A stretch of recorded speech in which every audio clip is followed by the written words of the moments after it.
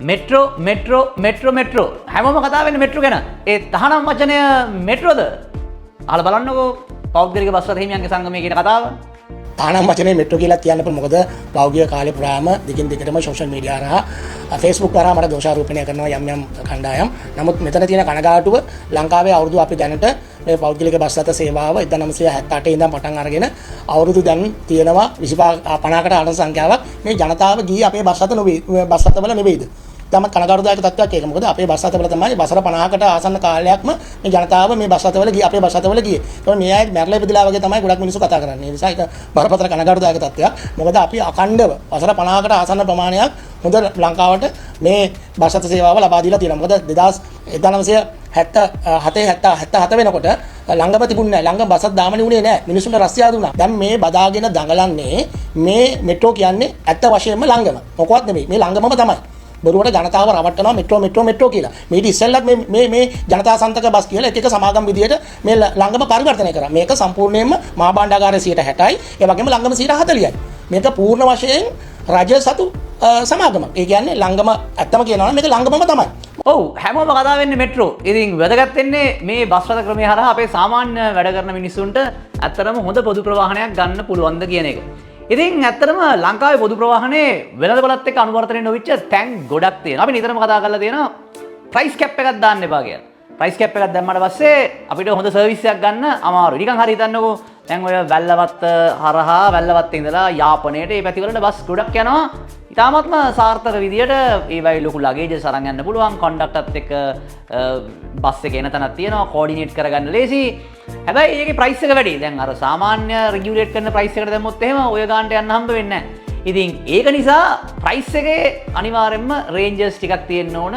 හොඳ සර්විස් එකක් දෙනවා නම්. ඉතින් එහෙම පුළුවන් නම් ඇත්තටම නිදාගෙන යන්න පුළුවන් දුර ගමන් බස් රථ උනත් ඉදිරිපත් කරන්න පුළුවන්. හැබැයි ඉතින් බස් රථේ නිදා ගන්න ඉඩ තියෙද්දි පැසෙන්ජර්ස් ප්‍රමාණය අඩු නිසා ටිකට් එකේ ප්‍රයිස් එක වැඩි වෙනවා. ඉතින් එහෙම ඔප්ෂන්ස් ආවනම් අපේ වාහන දාගෙන අපි ඔය යන එක රියක් අඩු කරන්න තිබුණා. අනිත් එකේ ලොකු බස් රථවල පල්ලෙහා ගබඩා කරන්නත් පුළුවන් නේ ලගේජස් අරව මේ. ඒ නිසා ඒ ඔප්ෂන් එක ගන්නත් පුළුවන්. ඒ නිසා අපි නිතරම කිව්වා ප්‍රයිස් එක වැඩි රෙගියුලේට් කරන්න හදන්න එපා. හැබැයි ඔප්ෂන්ස් දෙන්න. හැබැයි මෙට්‍රෝ වගේ එකක් එනවා නම් එතනදී අපි කියනවා ලෙවල් ප්ලේයින් ෆීල්ඩ් එකකුත් තියෙන්න ඕනේ පැති දෙකටම. මොකද අපිට බස් රථ 100කින් 150කින් විතරක් ලංකාවේ ඉන්න මේ නගර ඇතුලේ හෙට මෙහෙට යන ජනතාව ගන්න අමාරුයි නේද?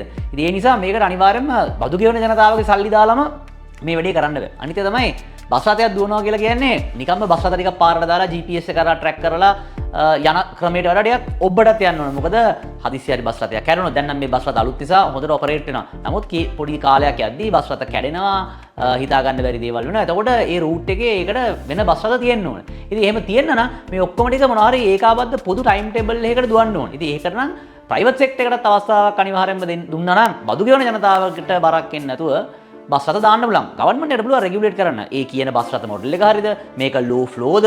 මේකේ කොච්චර ප්‍රමාණයක් යන්න පුළුවන්ද? මේක පේමන්ට් සිස්ටම් එකට සම්බන්ධ වෙලා තියෙන ආකාරය, GPS එක ගවර්න්මන්ට් එක හරහා අවශ්‍ය නම් එහෙම කරන්න. ඒ වගේ ඔප්ෂන්ස් ගොඩක් දෙන්න පුළුවන්. එහෙම කරා නම් ඇත්තටම මේ පොදු ප්‍රවාහනේ බජට් එකක් එනකන් ඉන්න ඕනේ නැහැ. මේක ඩෙවලොප් වෙන්න. ඊට වඩා ඉක්මනින් මේ වැඩේ ඩෙවලොප් කරන්න හැකියාව තිබුණා. ඊට අමතරව ඕක තව එක්ස්ටෙන්ඩ් කරන්න පුළුවන් නේ. පික්මි උබ වගේ දේවල් වලට එක්ස්ටෙන්ඩ් කරන්න පුළුවන් හෙළගෝත් එක්ක.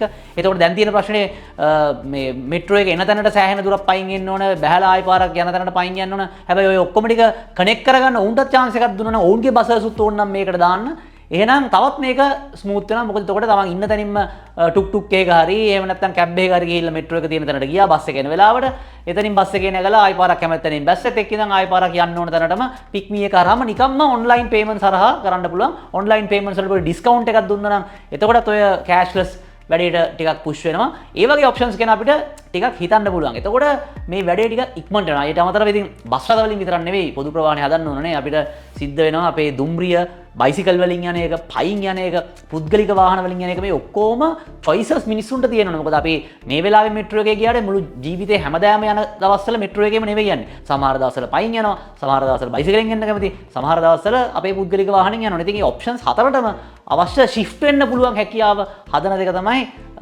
ලොකු චිත්‍රය. ඉතින් ඒක කරන්න නම් අනිවාර්යයෙන්ම පුද්ගලික අංශයට සම්බන්ධ කරලා මාකට් ඩයිනමික්ස් වලට මේ වැඩේ අරගෙන යන්න ඕනේ. එතකොට තමයි මිනිස්සුන්ට ටිකක් වැඩිපුර දෙයක් කරගන්න පුළුවන්. එහෙම නැත්නම් ඉතින් කතා අහන්න තමයි වෙන්නේ නේද?